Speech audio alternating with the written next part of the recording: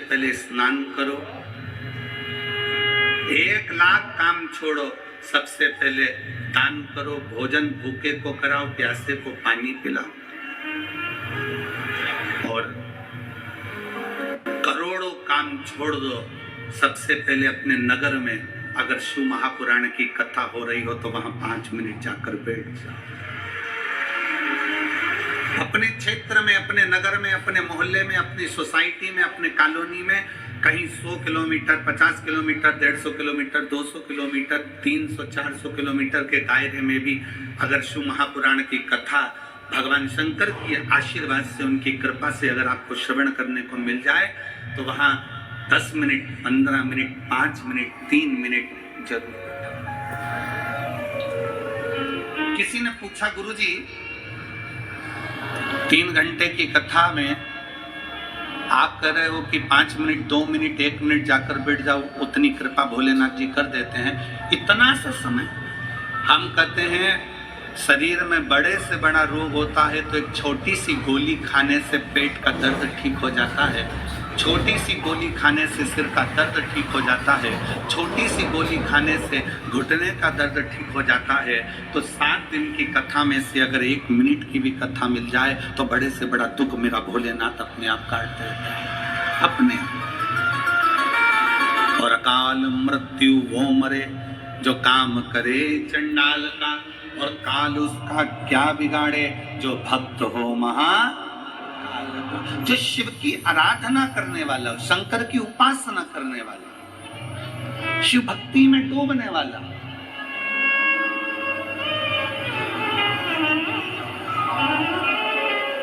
उस जीव को भगवान शंकर साध लेते।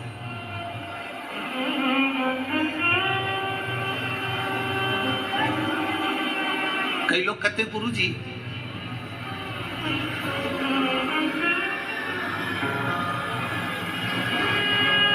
हमने सुना है कि देवी देवताओं को बलि चढ़ती है, किसी को पशु की बलि चढ़ती है, किसी को इसकी बलि चढ़ती है, किसी को उसकी बलि चढ़ती है। हमारी शिव महापुराण की कथा नहीं कहती कि किसी देवी देवता को बलि चढ़ती है।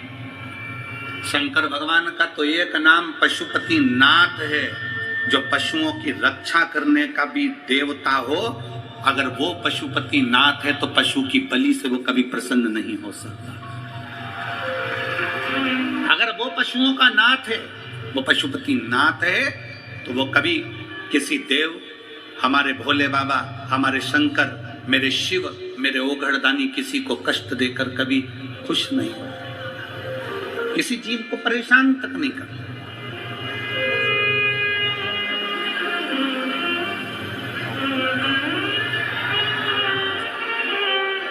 किसी को कष्ट नहीं देते मेरे शंकर। एक देवता है तो वो भी शंकर की आराधना में लगा है, एक असुर है तो वो भी शंकर की आराधना में लगा है, गंधर्व है वो भी शिव की आराधना में लगे हैं, अप्सरा है वो भी शिव की आराधना में लगे, सब भगवान शंकर की आराधना में ली। उसको वर प्राप्त हो गया था, जो मांगता है। शंकर भगवान तो इतने भोले हैं, इतने भोले हैं कि जैसे छोटा सा बच्चा, बच्चे से कह दो पापा, तुरंत कहे बेटा टॉफी देना, बच्चा टॉफी दे देता, बेटा मम्मी को ये देना, लो मम्मी को दे देता। भोला बच्चा जैसा होता है वैसा ही मेरा भोलेनाथ है, मेरा शंकर, मेरा ओघड़दानी है, वो तुरंत दे देता, किसी से कुछ लेता ही नहीं, देता ही देता।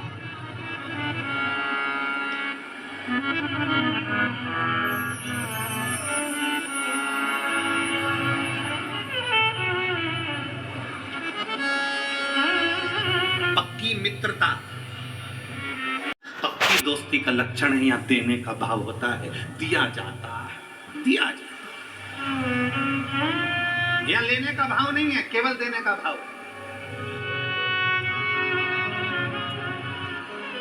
अगर दोस्त के मन में यह आ जाए ना कि मुझे इससे लेना है, मुझे इससे इतना लेना है, मुझे ये करना है, मुझे इससे प्राप्त करना है, इसलिए मैंने इससे दोस्ती रखी है, मैंने ऐसा रखा है, तो ये तो दोस्ती नहीं हो सकती। दोस्ती के अंतर्गत दिया जाता है, ले भाई बैठ, ले भाई प्रदान करा, फिर दिया, फिर दिया, फिर दिया, देने में कम नहीं।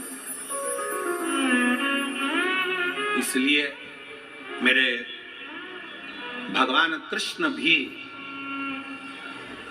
जितने राधा जी के लिए नहीं रोए, मेरे भगवान कृष्ण उतने सुदामा के लिए रोए, क्योंकि देने का भाव था। सुदामा के पास देने के लिए कुछ भी नहीं था, तो भी सुदामा बाजू में से मांग कर तंदुल लेकर पोटली में बांध कर अपनी पत्नी से लेकर चल दिया और भगवान कृष्ण को देकर आ गया, क्योंकि उसका देने का भाव था, लेने का नहीं।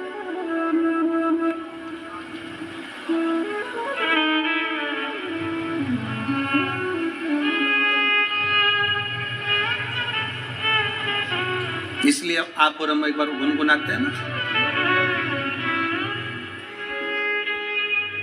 जरूर कि वो मिला कि नहीं मिला। ये बच्चा को वर्मा जी ने लिखा अपने पत्र में कि मैंने तो केवल हापुड़ के पंडाल में, सौरभ वर्मा लिखे, मैंने तो केवल हापुड़ के पंडाल में बैठकर कथा कर तत्व ग्रहण किया। आ जाओ बेटा।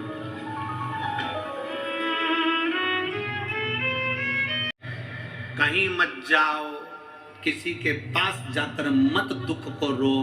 विधाता के भाग्य को कोई नहीं पलट सकता, पर विधाता के भाग्य को महादेव पलट सकते हैं। वो शिव है, शंकर।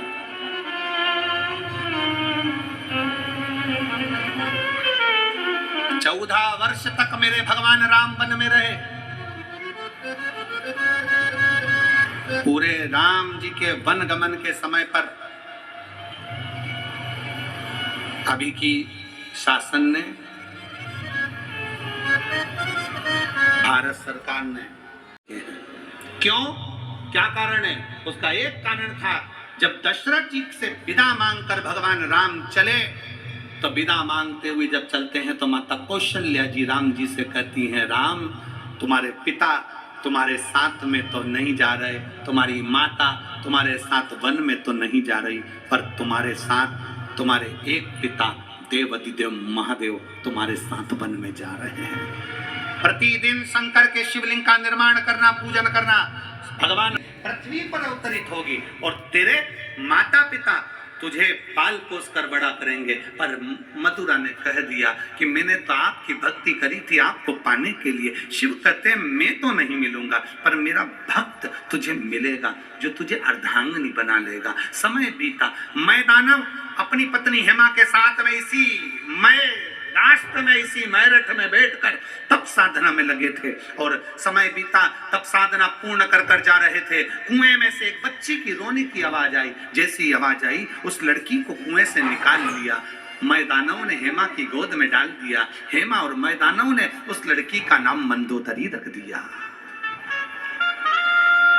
उस लड़की का नाम मंदोदरी रख दिया, और वो मंदोदरी धीरे धीरे जब अवस्था लेने लगी, थोड़ी बड़ी हुई, पार्थिव लिंग का निर्माण करती, पूजन करती, पार्थिव लिंग का निर्माण कर कर पूजन में लीन हो गई। इतनी लीन हुई कि एक दिन मंदोदरी शंकर भगवान के एक शिवलिंग का निर्माण करती है, और उस शिवलिंग पर एक बेलपत्र समर्पित कर कर घंटों तक बैठी रहती है। हाथ का स्पर्श कर कर शिवलिंग पर बेलपत्र रखकर बैठी रही। जब जाती शंकर के मंदिर में लीन हो जाती। आपसे भी कहा है, जैसे ये शिवलिंग है, मान लो ये शंकर का शिवलिंग है, और शिवलिंग की ये जो जलाधारी होती है ना, इस जलाधारी पर कभी मन करे, तुम्हारे मन का कोई भाव है और बहुत बहुत तकलीफ चल रही है, एक बेलपत्री को ले जाओ। बेलपत्री की डंडी उत्तर की ओर, और बेलपत्री को यहाँ रखकर अपना हाथ का स्पर्श कर कर थोड़ी देर बैठकर बाबा से अपने मन की बात करो। कहीं एकांत में शिवलिंग मिल जाए तो वहां बैठकर बाबा से अपने दिल की बात करो। मंदोदरी उस शिवलिंग के पास जाकर बैठती, हाथ का स्पर्श करती, घंटों तक बैठी रहती, भगवान का पंचाक्षर मंत्र का जाप करती, नमः शिवाय नमः शिवाय नमः शिवाय नमः शिवाय जपती रहती। अजय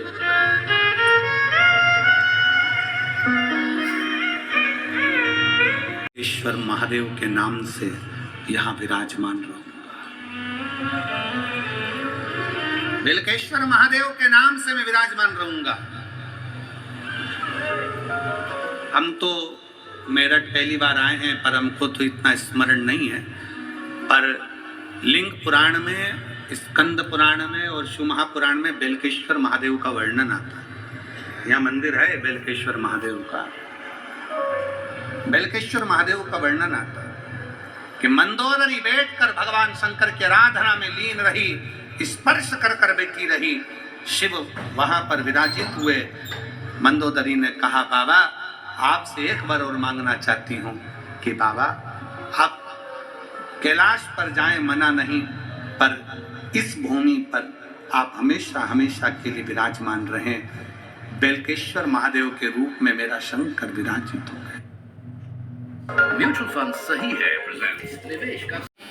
मेरठ मेरी जीजियों, मेरे जीजाओं, मेरी बेटियों, मेरी माताएं, मेरे भाई, मेरे बेटाओं, आप कितने किस्मत वाले हो कि आप बेलकेश्वर महादेव की धरा पर रहते हो, जिस भूमि पर स्वयं शंकर प्रकट हुए हैं। स्वयं शिवाय, स्वयं शंकर, ओघड़दानी, त्रिकालदर्शी, कैलाशी, अविनाशी शिव तत्व यहाँ प्राप्त हुआ। ऐसी पवित्र धरा है मेरठ। और मंदोदरी भगवान शंकर के कहने पर लंकाधिपति रावण को ब्याह गई, पर मंदोदरी ने शंकर की आराधना नहीं छोड़ी। लंका में जाने पर भी मंदोदरी भगवान शिव की आराधना करती थी, शिवलिंग का निर्माण करती, उसकी आराधना करती, पूजन करती, अर्चना करती, पति को ज्ञान उपदेश देती, समझाती, गलत कार्य ना करिए, सीता लाओ वापिस छोड़ कर आइए। पर रावण मानने को तैयार नहीं होता, रावण मानने को तैयार नहीं। जिस आशा से, विश्वास से हम शंकर की आराधना करते हैं, शिव हमें क्यों ना मिले, शंकर हमें कैसे प्राप्त ना हो। कितना सुंदर चरित्र आता है देवराज नाम के ब्राह्मण के। उसकी बस संगति गलत हो गई थी, और संगति गलत होने के कारण वह देवराज ब्राह्मण गलत संगत में पड़कर अपनी जिंदगी को बिगाड़कर चोरी का धन लेकर शिव के मंदिर में आ जाता है, चोरी का धन लेकर बैठ जाता है।